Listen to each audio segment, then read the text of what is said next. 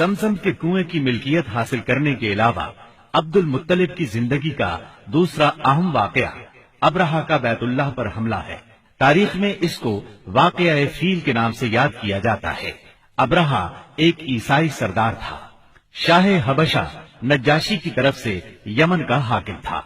اس نے دیکھا کہ اہل عرب حج کے لیے مکہ مکرمہ جاتے ہیں اور خانہ کعبہ کا طواف کرتے ہیں، تو اس نے عیسائی مذہب کے نام پر یمن کے شہر صنعاء میں ایک عالیشان گرجا بنوایا۔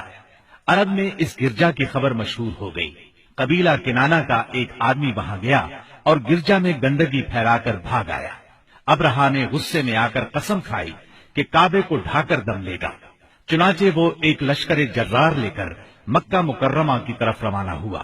راستے میں عرب کے جس قبیلے نے بھی مزاحمت کی، ابرہہ نے اسے تہہ تیغ کر ڈالا، یہاں تک کہ وہ مکہ معظمہ کے قریب پہنچ گیا۔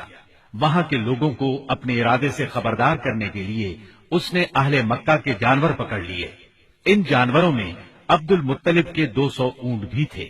عبد المطلب کو ابرہہ کی چڑھائی کی خبر ملی تو وہ خانہ کعبہ کی دیواروں سے لپٹ گئے اور رو پڑے، اللہ سے اپنے گھر کی حفاظت کی دعا کی۔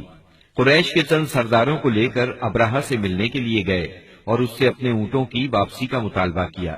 ابرہہ ان کی بات سن کر حیران ہوا اور بولا، تم نے اپنے اونٹوں کی واپسی کی تو بات کی، کعبے کے متعلق ایک لفظ بھی نہیں کہا۔ میں تو یہاں کعبے کو ڈھانے کے لیے آیا ہوں۔ عبد المطلب نے جواب دیا، اونٹ میری ملکیت ہے، اس لیے ان کی رہائی کے لیے چلا آیا۔ کعبے کا مالک اللہ ہے جو اپنے گھر کو بچانے کی پوری طاقت رکھتا ہے۔ ابرہہ نے ان اونٹوں کی واپسی کا حکم دے دیا۔ یہ اپنے اونٹ لے کر مکہ معظمہ واپس آ گئے۔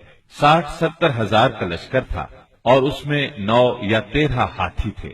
اس لشکر نے آخر مکے پر چڑھائی کی۔ لشکر مکے کے نزدیک پہنچا تو محمود نامی ہاتھی نے مکے میں داخل ہونے سے انکار کر دیا اور وہیں بیٹھ گیا۔ ایسے میں اچانک باہر قلزم کی طرف سے پرندوں کا ٹڈی دل نظر آیا۔ ان کے پنجوں اور چونچوں میں کنکریاں تھیں۔ جن سپاہیوں پر وہ کنکریاں پڑتی ان کے اعضاء کٹنا شروع ہو جاتے۔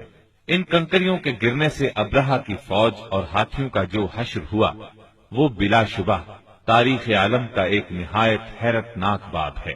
خود ابرہہ مشکل سے گرتا پڑتا صنعاء تک پہنچا اور نہایت دردناک عذاب میں گرفتار ہو کر یمن میں مرا۔ عربوں کے ہاں اس سال کو عام الفیل کہتے ہیں۔ ایک مدت تک یہی تقویمی سال شمار ہوتا رہا۔ قرآن کریم میں یہ واقعہ سورہ فیل میں بیان ہوا۔ کیا تم نے نہیں دیکھا تمہارے پروردگار نے ہاتھی والوں کے ساتھ کیا سلوک کیا؟